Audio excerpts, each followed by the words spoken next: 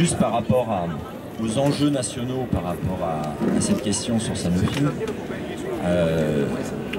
Sanofi, c'est la première entreprise pharmaceutique européenne et française. Thierry Bodin, moi je suis statisticien au centre de recherche de Vitré. On est face à une situation où on a déjà perdu, enfin pas perdu, c'est la direction qui a supprimé 1300 postes de R&D, de recherche et développement, ces 3 dernières années. On était 6300, on est passé à 5000. Pour vous donner une idée, sur les 5000 aujourd'hui, il y a 2 jeunes de moins de 26 ans en CDI dans des secteurs de recherche où la confrontation scientifique, où la nécessité du passage du savoir-faire, de pouvoir échanger scientifiquement entre anciens et jeunes est absolument nécessaire pour l'efficacité scientifique, eh bien on n'a que 2 jeunes en CDI du fait de ces plans de restructuration et répétition.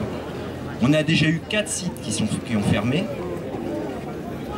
N'oublions pas un site qui a été vendu, Porcheville, la Beige à côté de Toulouse quand même qui a fermé, le site de Rueil, le site de Bagneux, le site d'Evry. Donc on est face à une volonté de la direction générale qui est réellement de, on peut dire, supprimer à terme le potentiel de recherche interne, vu qu'ils n'ont qu'une vision à court terme, et que ce soit d'autres, ça a été dit, recherche publique, petites start-up et autres, qui fassent le boulot en espérant qu'ils pourront retirer les marrons du feu. Donc on est sur une stratégie financière d'augmentation des dividendes seulement par rapport à ça. Mais cet enjeu donc au niveau de la recherche, donc il est national. Derrière nous avons quoi? Nous avons Servier, nous avons Fabre. 2 entités qui ne vivent que par rapport. Fabre, le PDG vient de mourir. Il y a une fondation mais on ne sait pas ce que ça va devenir. Et Servier c'est la même chose. Donc la bataille pour le maintien de la recherche pharmaceutique française, qui est un enjeu qui est fondamental en termes de santé publique, un enjeu fondamental en termes industriels, parce que si on n'a pas la recherche, on n'aura pas la production derrière à terme, alors que la France elle est quand même un des pays majeurs en termes d'industrie pharmaceutique. Donc de maintenir ce potentiel est absolument crucial.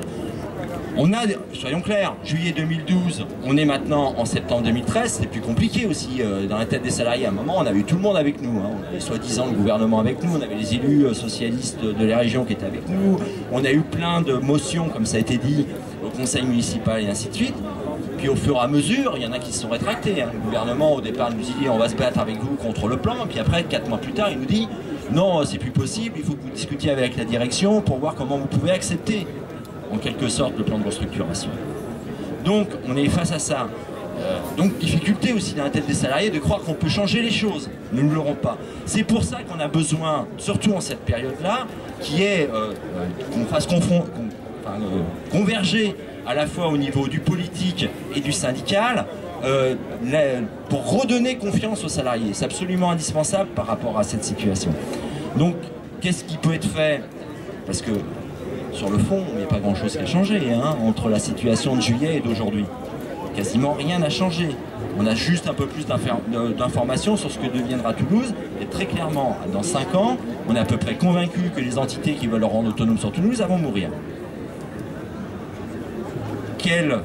On ne comprend pas comment des élus politiques, que ce soit à Montpellier ou à Toulouse, ne comprennent pas que la stratégie du groupe, comme ça a été dit tout à l'heure par à la fois Gérard et par Michel, c'est qu'à terme, il n'y aura plus d'activité de Sanofi sur Toulouse et sur Montpellier, et soyons clairs, avec des industries pharmaceutiques qui diminuent partout leur potentiel de recherche, ça ne vivra pas, ces entités.